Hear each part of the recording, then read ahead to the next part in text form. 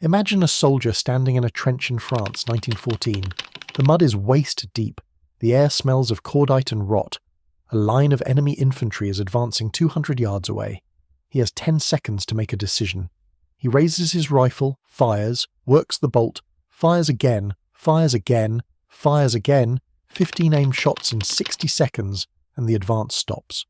Not because of a machine gun, not because of artillery, because of one man, one bolt-action rifle, and a mechanism so perfectly engineered that soldiers were still pulling the trigger on it 60 years later. That rifle was the Lee-Enfield, and the story of how it came to exist, the arguments, the failures, the obsessive refinements, the desperate compromises, the man behind the magazine and the man behind the rifling, is one of the most consequential engineering stories in the history of warfare. Because getting that rifle right did not happen overnight. It took decades, or two very different geniuses, and a catastrophic war to expose every flaw before the world finally got the weapon it needed. James Paris Lee was not a man who fit neatly into any category. He was born in 1831 in Howick, Scotland, but his family emigrated to Canada when he was a child, and he grew up in Ontario, in the kind of frontier environment where a firearm was not a military curiosity, but a daily tool. He watched gunsmiths work. Nay, he disassembled rifles the way other boys disassembled clocks. By the time he was a young man, he had internalized something that the established armaments designers of Europe had not yet grasped. The magazine was the future of warfare. In every major army of the mid-19th century, the soldier's rifle was a single-shot weapon. You fired, you reloaded from a cartridge pouch, you fired again. The entire architecture of infantry tactics was built around this limitation. Officers drilled their men in coordinated volley fire precisely because individual soldiers could only shoot once every several seconds. A single soldier's sustained firepower was a contradiction in terms. It simply did not exist. Lee wanted to destroy that assumption entirely. His solution was elegant in its mechanical logic. Instead of storing ammunition on the soldier's body, where it required manual insertion into the breech one round at a time, Lee designed a detachable box magazine that sat beneath the action of the rifle. Inside that box, cartridges were stacked and spring-loaded. Each time the bolt was cycled, the spring pushed the next round up into position, ready to be stripped into the chamber. The soldier did not load between shots. He loaded before engagement, and the rifle fed itself. When the magazine was empty, he did not fumble with loose cartridges. He detached the empty box, snapped in a full one, and kept fighting. On paper, this sounds simple. In practice, it was a revolution. The British Army did not immediately see it that way. Lee had been working on magazine rifles since the 1860s, refining his designs through several patents and failed military trials.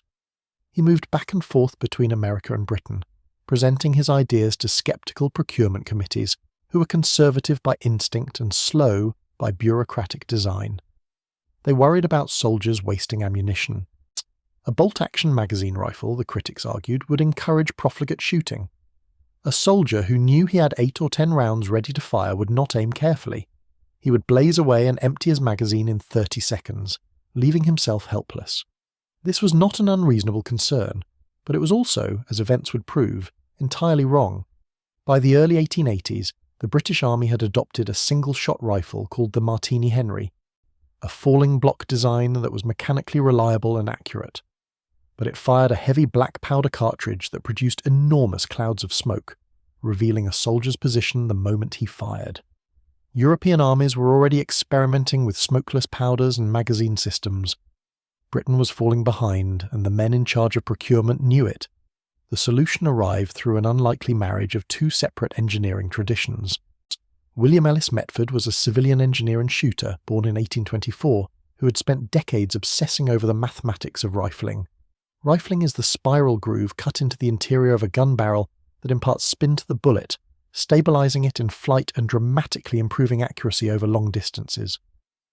Metford had experimented with shallow, segmented rifling patterns designed specifically for the new smokeless propellants that were beginning to emerge.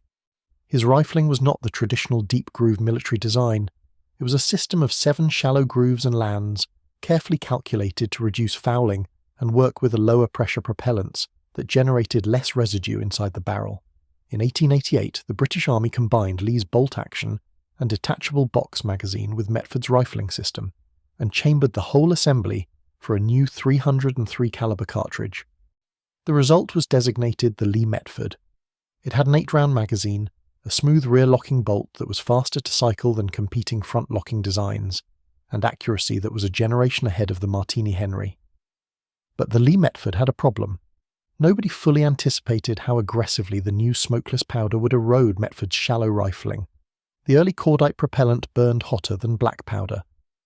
Over sustained firing, the heat and gas pressure wore down Metford's carefully calculated grooves in a fraction of the rounds they should have survived. Rifles that should have lasted years were showing worn barrels after relatively modest use. The military was shooting itself in the foot with its own improvement. The solution required another engineer and another set of grooves. The Royal Small Arms Factory at Enfield Lock in Middlesex had been producing British military firearms for over a century. Its engineers began working on a new rifling pattern specifically designed to withstand cordite's brutal operating conditions. The Enfield rifling used 5 deeper grooves with a sharper twist rate, designed to handle the higher pressures and temperatures of smokeless propellant without sacrificing accuracy. It was a harder, more robust system than Metford's, and tests confirmed that it dramatically extended barrel life. In 1895, the British Army adopted the Lee-Enfield. The action was Lee's, the rifling was Enfield's. The name said exactly what it was. And for the first time, the British infantryman carried a magazine-fed bolt-action rifle with a detachable 10-round magazine, an increase from the Lee Metford's 8, chambered for the 303 British cartridge. On paper, it was the finest military rifle in the world, but the British Army still had not fully understood what it had built, because the rifle was just the beginning of the story. What happened next would change everything. The Second South African War broke out in 1899. Britain went to war against the Boer republics expecting a conventional conflict. What they found instead was an enemy that refused to fight conventionally. The Boers were farmers, hunters and horsemen who had grown up with firearms the way James Paris Lee had. They were natural riflemen. They used cover. They shot from concealment. They picked targets with patience. And they exposed a brutal truth about the British Army's tactical thinking. Having a superior rifle meant nothing if your soldiers were drilled to fire in massed volleys from exposed positions. The British soldier of the 1890s was trained to conserve ammunition, to fire on command, to stand in formation. The Boer was trained to shoot accurately at long range from a prone position and to hit what he aimed at. The disparity in casualties was shocking. British regiments suffered grievous losses from accurate long-range fire they could barely see, let alone effectively return. The individual British soldier, despite carrying the Lee-Enfield, was being outshot by farmers. The army learned. Painfully and slowly, but it learned. The importance of individual marksmanship training became undeniable. Officers who had dismissed accurate rifle fire as something for sportsmen reconsidered their position, when their men were being killed by an enemy they could barely see. New training doctrine emerged. The individual soldier would be trained not just to fire on command, but to aim, to read range, to control his breath, and to cycle the bolt as fast as the action would allow. This shift in thinking led directly to one of the most important decisions in the history of the Lee-Enfield, the creation of the short magazine Lee-Enfield. Before 1907, the British Army used 2 separate rifles. The long Lee-Enfield was issued to infantry. A shorter carbine version was carried by cavalry and artillery crews. The logistical complexity of maintaining 2 different weapons, each with slightly different parts and handling characteristics, was a constant irritation. Engineers and procurement officials began arguing for a single universal rifle that could serve all branches. The argument was not new, but after the South African War it gained genuine urgency. The short magazine Lee-Enfield, designated the Mark Three, was adopted in 1907. It was shorter than the long Lee-Enfield by nearly 5 inches, but longer than the carbine. It was a compromise in physical dimensions, but an improvement in almost every other measurable quality. The Mark III retained the 10-round detachable box magazine, but added a new aperture rear sight, a small circle of metal with a hole drilled through it, that aligned naturally with the human eye, improving instinctive accuracy. The bolt action was smooth and fast, the trigger pull was clean, the rifle balanced well in the hand, and then the army discovered something unexpected. The bolt on the short magazine Lee-Enfield was not just fast by the standards of bolt-action rifles. It was genuinely, remarkably, almost impossibly fast. The secret was the rear locking bolt. Most contemporary military rifles used front-locking bolt systems, where the locking lugs engaged at the front of the action, close to the chamber. This was mechanically stronger under pressure, but it required the bolt to travel a longer distance and engage with more mechanical resistance during the rotation. Lee's design locked at the rear of the action. It was slightly less rigid at peak chamber pressure, but the bolt travel was shorter and the rotation to lock and unlock was smoother and faster. A trained soldier could cycle the Lee-Enfield bolt almost without conscious thought, his hand sweeping back and forward in a single fluid motion, chambering a fresh round in a fraction of a second. The army had a rifle that a skilled marksman could fire at extraordinary rates without losing sight picture or accuracy. What happened next turned that rifle into a legend. British Army musketry instructors began developing what they called the Mad Minute. It was not a battle technique, it was a training exercise, a test of individual marksmanship and rifle handling that pushed both soldier and weapon to their absolute limits. The standard was 15 aimed shots at a target 200 yards away, delivered within 60 seconds, with the majority of rounds striking a circle the size of a man's torso. 15 rounds, 60 seconds, with a bolt-action rifle. This was not spraying bullets downrange. Each shot required the soldier to acquire the target through the aperture sight, confirm his aim, squeeze the trigger, sweep the bolt handle back, drive it forward, return to the target, reacquire, and fire again, again, without losing accuracy, without losing composure. The rifle had to be fast enough to allow it. The action had to be smooth enough to sustain it. And the Lee-Enfield was both. The top performers did not stop at 15. Sergeant Instructor Alfred Snoxall set a record in 1914 that still stands in the history of bolt-action marksmanship. 38 hits on a 12-inch target at 300 yards in 60 seconds. Not 15. 38. The performance was so extraordinary that for years people refused to believe it had been done without a machine gun. When the First World War began in August 1914, the British Expeditionary Force crossed the Channel with the short Magazine Lee-Enfield Mark Three.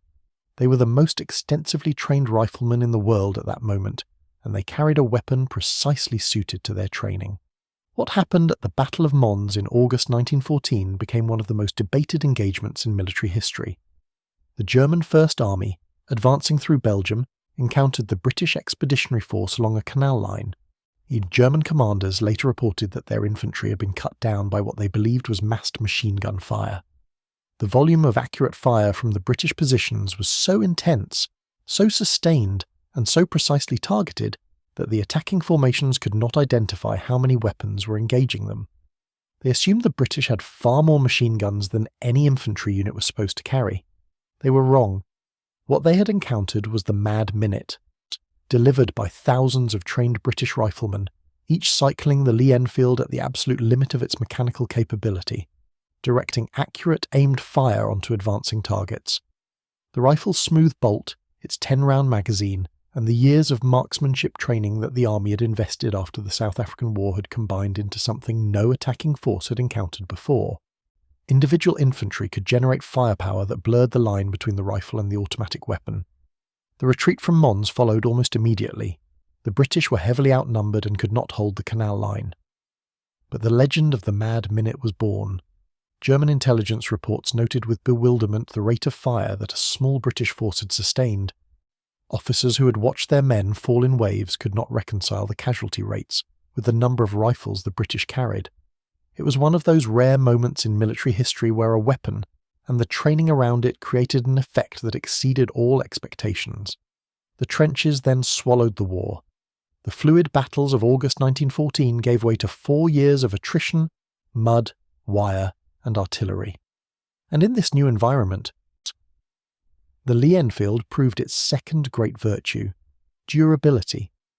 The Western Front was a machine for destroying equipment.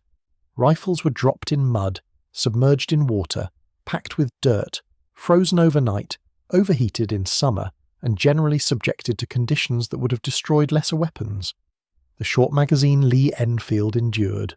Its action was tolerant of contamination in ways that more precisely machined rifles were not. The bolt could be cycled even when fouled with mud that would have jammed a tighter-fitting design. Soldiers learned to care for their rifles in the trenches, but they also learned that the Lee-Enfield would function even when care was impossible.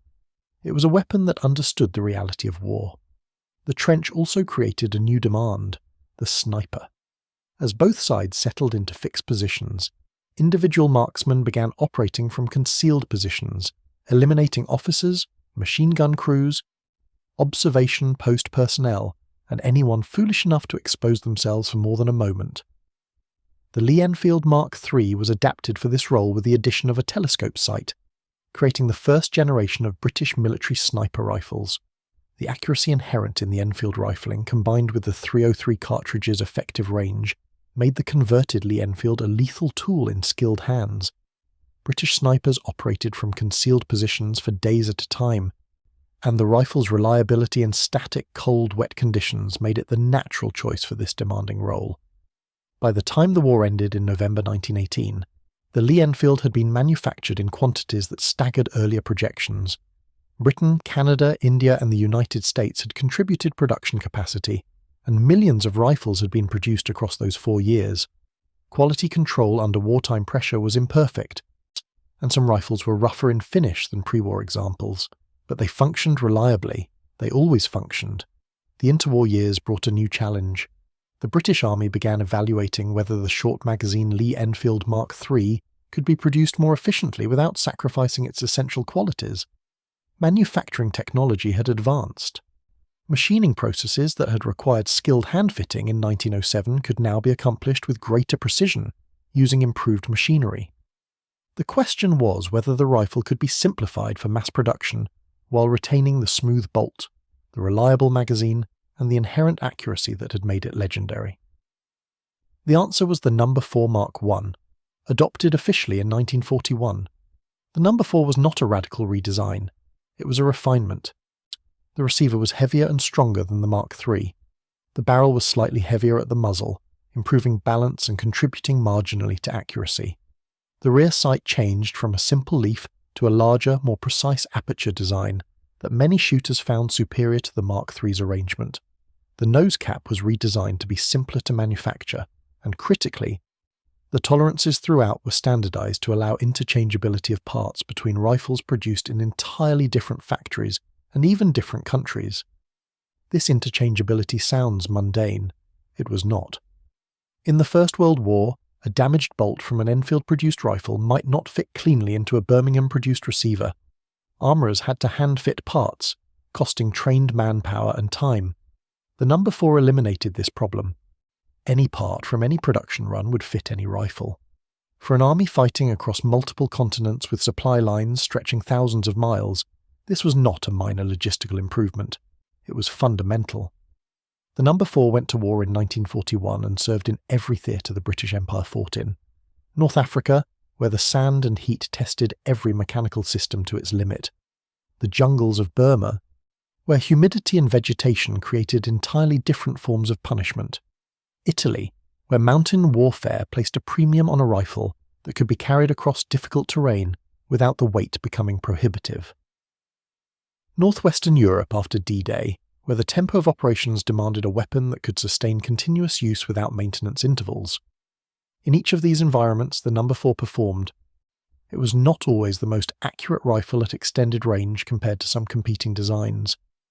The .303 cartridge, while excellent, did not quite match the flat-shooting ballistics of the German 7.92mm round at very long distances, but accuracy at combat ranges was entirely adequate, and the combination of smooth bolt action, 10-round magazine, and robust construction made it the weapon that soldiers trusted when the situation deteriorated.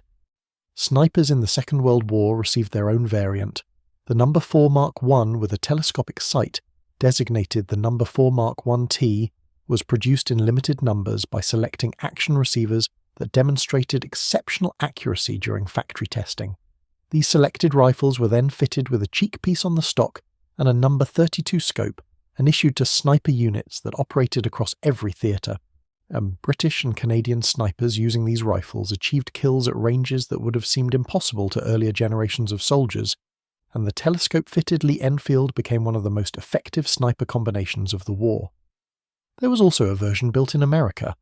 The Savage Arms Company in Massachusetts produced hundreds of thousands of No. 4 rifles under Lend-Lease arrangements.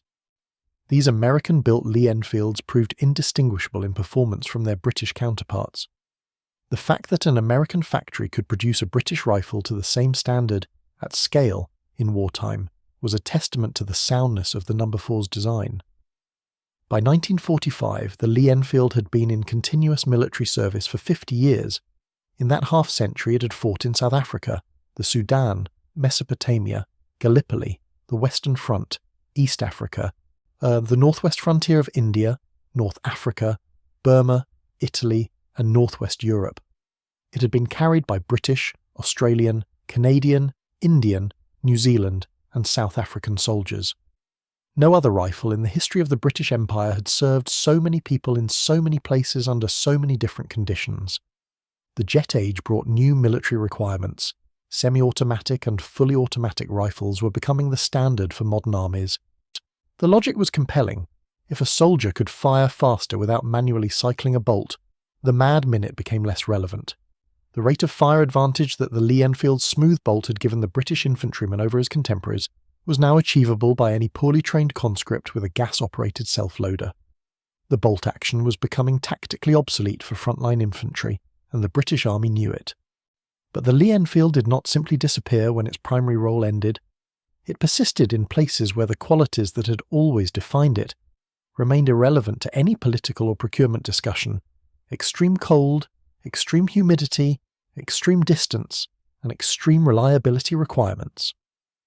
The Malayan emergency of the late 1940s and 1950s provided one of the clearest demonstrations of the Lee-Enfield's enduring value in unconventional warfare. At British and Commonwealth forces operating against communist insurgents in dense jungle found that the semi-automatic L101 self-loading rifle replacing the Lee-Enfield was heavier, more sensitive to humid conditions, and less practical in close-range jungle engagements where a magazine emptied very quickly. Experienced jungle fighters requested Lee-Enfields from stores and carried them by preference. The rifle declared obsolete was keeping soldiers alive in the undergrowth of Southeast Asia because of the same qualities it had shown in the trenches of France 40 years earlier. The Indian subcontinent was another chapter entirely. India had produced enormous quantities of Lee-Enfields during both World Wars, with factories at Ishapur turning out rifles that served Indian Army units across multiple campaigns. When India achieved independence in 1947, the Lee-Enfield became the standard service rifle of both the Indian Army and the Pakistani Army. India continued producing its own version, the Ishapur 201, chambered for the 7.62 by 51 NATO cartridge, rather than the original 303, a modification allowing the weapon to use standardized modern ammunition while retaining everything else that made the Lee-Enfield what it was. Canadian Rangers represent perhaps the most striking final chapter of the Lee-Enfield's operational life.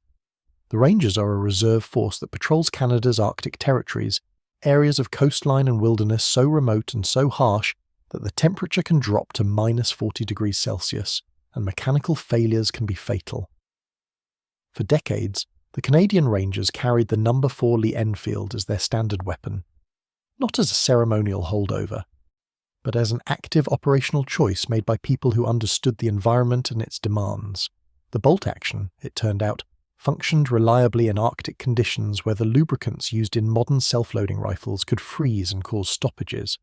The simplicity of the mechanism, the quality of the steel, and the basic robustness of the design meant that the Lee-Enfield continued working in conditions that newer weapons handled less reliably.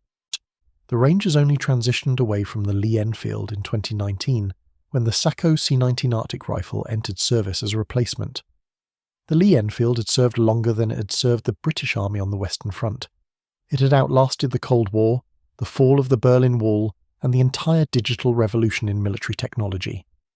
When the last Rangers handed in their No. 4s, those rifles were over 70 years old. They were still shooting. James Paris Lee could not have known, when he was working out the geometry of his detachable box magazine in a 19th century workshop, that his mechanism would still be feeding cartridges into a chamber on the edge of the Arctic Circle more than a century later.